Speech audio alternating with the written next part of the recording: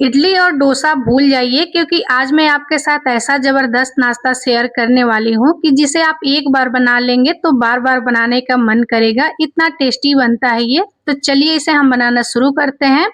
तो hello friends, स्वागत है आप सभी का ज्योति कुकिंग हाउस में। फ्रेंड्स, वीडियो को अंत तक देखिएगा और वीडियो पसंद आएगी तो प्लीज़ इसे लाइक एंड शेयर ज़रूर कीजिएगा।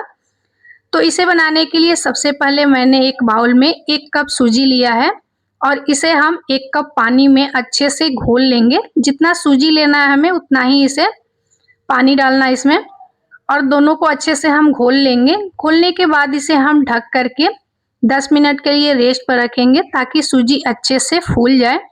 10 मिनट के बाद इसे हम चेक कर लेंगे और यहाँ पर आप देख सकते हैं कि सूजी जो है एकदम अच्छे से फूल गई है, पूरा पानी को एब्जॉर्ब कर लिया है सूजी ने। तो अब हमें क्या करना है कि इसे हमें ग्राइंड करना है। फ्रेंड्स, आप कोई भी सूजी ले सकते हैं यहाँ पर, मोटी हो या पतली हो, क्योंकि इसे हमें ग्राइंड करना है तो कोई फर्क नहीं पड़ता है कि मोटा है या पतला है। और सूजी आप अपने फैमिली के अनुसार कम ज़्यादा कर सकते हैं। तो ये देखिए यहाँ पर मैंने इसे जार में पलट दिया है और उसके बाद इसे हमें एकदम फाइन पेस्ट बना करके तैयार करना है। थोड़ा सा भी हमें दरदरा नहीं रखना है, एकदम फाइन होना चाहिए। तो ये देखिए यहाँ पर मैंने इसे ग्राइंड कर लिया है और आप देख सकते हैं कि एकदम ये लिक्विड बन गया है, बिल्कुल फाइन है, इसमें कोई भी सूजी का कण नहीं है। तो अब हमें इसे किसी बाउल में पलट लेना है। इसे हम थोड़ा सा बड़ा बाउल में पलटेंगे क्योंकि इसे हमें फेंटने में आसानी हो। तो ये देखिए यहाँ पर मैंने एक बाउल लिया है और उसमें हम सूजी के पेस्ट को पलट देंगे। फ्रेंड्स, ये नाश्ता आप चावल से भी बना सकते हैं, चावल के आटा से भी बना सकते हैं। तो यहाँ पर मैंने जार को धो करके थोड़ा सा पानी इसमें ऐड कर दिया है और इसके बाद इसे हमें 2 से 3 मिनट के लिए अच्छे से फेंटना है बैटर को, ताकि एकदम ये लाइट अच्छा से सॉफ्ट बने। और आप इसका कंसिस्टेंसी देख सकते हैं किस तरीके का है, ना ज़्यादा ये पतला है और नहीं ज़्यादा गाढ़ा है। तो इसी तरीके का हमें इसे रखना है। मिक्स करने के बाद इसमें हम ऐड करेंगे स्वाद अनुसार नमक। इसमें आप नमक थोड़ा कम ही रखिएगा, ज़्यादा नहीं रखिएगा, क्योंकि थोड़ा सा भी ज़्यादा अगर नमक पड़ जाएगा तो ये नाश्ता बिल्कुल ख़राब हो जाएगा। नमक डालने के बाद इसे हम अच्छे से मिक्स कर लेंगे बैटर के साथ नमक को। तो ये देखिए यहाँ पर ये अच्छे से मिक्स हो गया है और आप इसका कंसिस्टेंसी देख सकते हैं किस तरीके का है। नमक डालने के बाद ये थोड़ा सा पतला होता है। तो यहाँ पर ये मिक्स हो गया है, तो अब हम इसे साइड कर देंगे। इसके लिए हम स्टफिंग तैयार करेंगे, जिसके लिए मैंने गैस पर एक पैन चढ़ा लिया है। इसमें हम डालेंगे 1 चम्मच तेल। आप कोई भी तेल इस्तेमाल कर सकते हैं जो भी आप खाते हो। तेल जब गर्म हो जाए उसके बाद इसमें हम डालेंगे 1 बड़ा चम्मच बारीक कटा हुआ लहसुन और 2 से 3 बारीक कटी हुई हरी मिर्च। तीखा आप अपने अनुसार कम ज़्यादा कर सकते हैं। अगर बच्चों के लिए बना रहे हो तो थोड़ा कम ही तीखा रखिएगा। उसके बाद इसे हमें थोड़ा सा भुनना है। लहसुन और मिर्ची को हमें जलाना नहीं है, ब्राउन नहीं करना है, बस थोड़ा सा इसका कच्चापन जाने तक इसे हम भून लेंगे। तो यहाँ पर आप देख सकते हैं कितना भुना हुआ है। उसके बाद इसमें हम डालेंगे 1 बड़े साइज का प्याज स्लाइस में काट करके। इसे हमें स्लाइस में ही काटना है, बारीक नहीं काटना है। उसके बाद इसमें हम डालेंगे पतला पतला बारीक कटा हुआ गाजर। उसके बाद इसमें हम डालेंगे लंबाई में स्लाइस में कटा हुआ शिमला मिर्च और इसके बाद इसमें हम डालेंगे 1 कटोरी बारीक कटा हुआ पत्ता गोभी।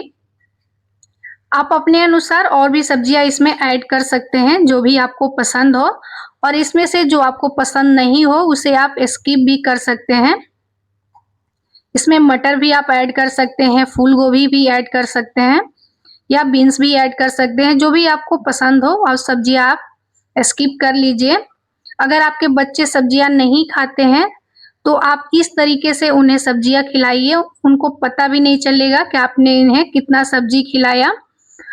और इन सभी को हमें थोड़ी देर भूनना है, ज़्यादा नहीं, 2 से 3 मिनट तक इसका हमें कच्चापन जाने तक भूनना है, पकाना नहीं है।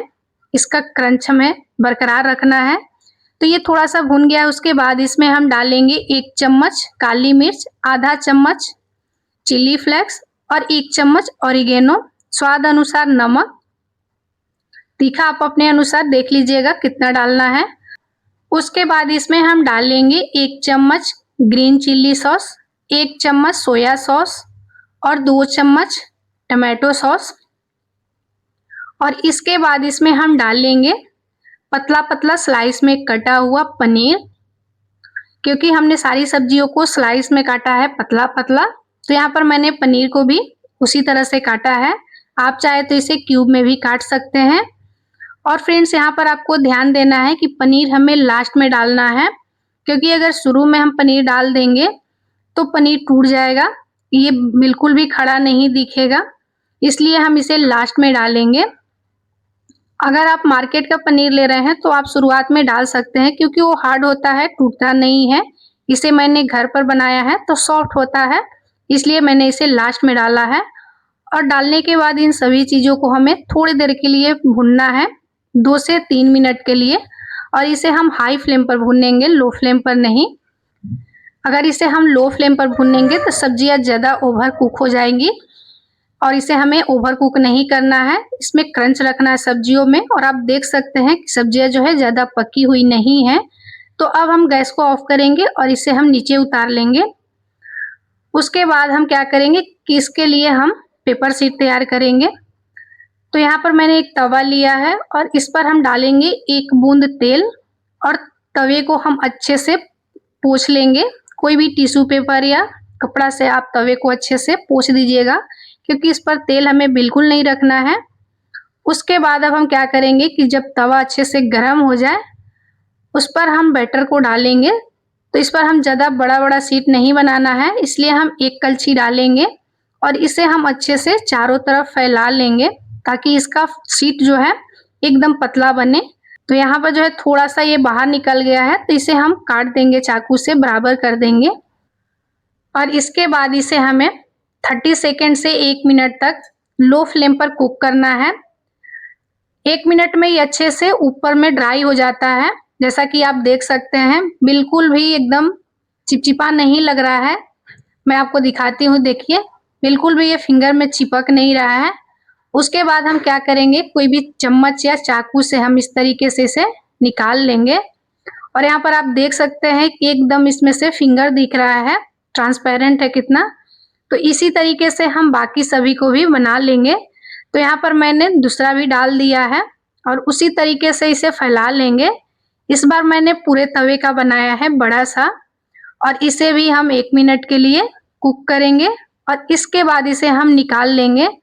और आप देख सकते हैं कितना इजीली निकल जाता है ये। तो इसी तरीके से मैंने यहाँ पर सभी को बना लिया है और मैं आपको दिखाती हूँ, देखिए कितना पतला है, मुलायम। आप देख सकते हैं कि इसके बाहर से जो है मेरा पूरा फिंगर दिख रहा है और एकदम सॉफ्ट है, बिल्कुल भी ये टूटेगा भी नहीं। मैं आपको मोड़ करके दिखाती हूँ, देखिए सभी के सभी इसी तरीके से एकदम पतला पतला बना हुआ है। तो अब हम क्या करेंगे कि इसे हम साइड कर देंगे, और जो हमने फिलिंग बना करके रखी थी वो भी ठंडा हो चुका है। तो अब हम क्या करेंगे कि उसमें से एक शीट लेंगे और इसे हम इस तरीके से फैला देंगे। फैलाने के बाद इसके ऊपर से हम रखेंगे स्टफिंग जो हमने बना करके रखी थी सब्जियों का, और इसमें हम थोड़ा सा ज़्यादा डालेंगे, क्योंकि जब ये बाइट आता है मुंह में तो खाने में अच्छा लगता है थोड़ा ज़्यादा फिलिंग डालने पर। उसके बाद इसे हम क्या करेंगे, बीचों बीच इसे रखेंगे और दोनों साइड से पहले इसे हम मोड़ेंगे। उसके बाद हम पीछे से उठाते हुए इसे इस तरीके से रोल कर लेंगे। देखिए इस तरीके से हमें इसका रोल कर लेना है। मैं आपको एक और बना करके दिखाती हूँ। फ्रेंड्स, ये नाश्ता बहुत ही टेस्टी बनता है, आप इसे ज़रूर से ट्राई कीजिएगा एक बार। सभी को बहुत पसंद आएगा आपके घर में, और हेल्दी भी है, कोई भी तेल मसाला नहीं है इसमें, तो आप ज़रूर से ट्राई कीजिएगा। तो ये देखिए यहाँ पर मैंने दूसरे शीट पर भी फिलिंग को रख लिया है और इसे हम दोनों साइड से मोड़ते हुए पीछे से उठाएंगे और इसे हम इस तरीके से रोल कर देंगे। देखिए कितना आसान है इसे बनाना। तो इसी तरीके से हम बाकी सभी को भी बना लेंगे। तो यहाँ पर मैंने सभी को बना लिया है। फ्रेंड्स, आप चाहे तो इसे इस तरीके से भी खा सकते हैं, लेकिन आप इसे थोड़ा सा फ्राई करके खाएंगे तो ये और भी टेस्टी लगता है। तो चलिए हम थोड़ा सा इसे फ्राई कर लेते हैं। तो यहाँ पर मैंने तवे पर थोड़ा सा तेल डाला है और तेल को हम चारों तरफ फैला लेंगे। इस तरीके से हम इसे फैला लेंगे और तेल को अच्छे से गर्म होने देंगे। उसके बाद हम इस पर एक एक करके नाश्ते को रख देंगे। जितना आ जाए एक बार में हम रख देंगे और इसे हमें लो टू मीडियम फ्लेम पर फ्राई करना है। तो यहाँ पर मैंने इतना रख दिया है और इसे हम एक साइड थोड़ा सा पकने देंगे। उसके बाद इसे हम पलटेंगे। तो देखिए इसे हमें ज़्यादा ब्राउन नहीं करना है, ऐसा नहीं कि इसे हम ज़्यादा फ्राई करेंगे। जिस तरह से हम फ्राई करने के बाद गोल्डन ब्राउन होता है नाश्ता, उस तरीके से इसे हमें नहीं करना है। बस थोड़ा सा इसे हम फ्राई करेंगे जिससे कि इसका कलर चेंज हो जाए। तो ये देखिए थोड़ा सा ये मुलायम होता है, इसलिए पलटने में दिक्कत होती है, फिसलता है ऊपर से। तो इसी तरीके से हम सभी को पलट देंगे एक साइड और इसके बाद हम दूसरे साइड भी थोड़ा सा इसे हम फ्राई करेंगे। देखिए आप देख सकते हैं इसका कलर जो है चेंज हो चुका है। ऐसा नहीं कि ये ब्राउन कलर आया है, बस इतना ही पर इसे हम निकाल लेंगे और हमारा नाश्ता जो है बन करके तैयार हो गया है। तो अब हम इसे बाहर निकाल लेंगे। आप इसे सॉस के साथ या चटनी के साथ सर्व कीजिए या आप ऐसे भी इसे खा सकते हैं, बहुत टेस्टी लगता है ये। आप अपने बच्चों के लंच बॉक्स में दे सकते हैं, सुबह के ब्रेकफास्ट में बना सकते हैं या शाम के छोटी-मोटी भूख हो उसमें भी आप इसे बना करके खा सकते हैं। बहुत ही ज़बरदस्त लगता है। मैं आपको काट करके दिखाती हूँ कि इसके अंदर का फीलिंग जो है कितना अच्छा लग रहा है देखने से ही। खाने में तो एकदम लाजवाब था। तो आप एक बार इसे ज़रूर से ट्राई कीजिएगा। मिलते हैं नेक्स्ट वीडियो में, तब तक के लिए बाय बाय।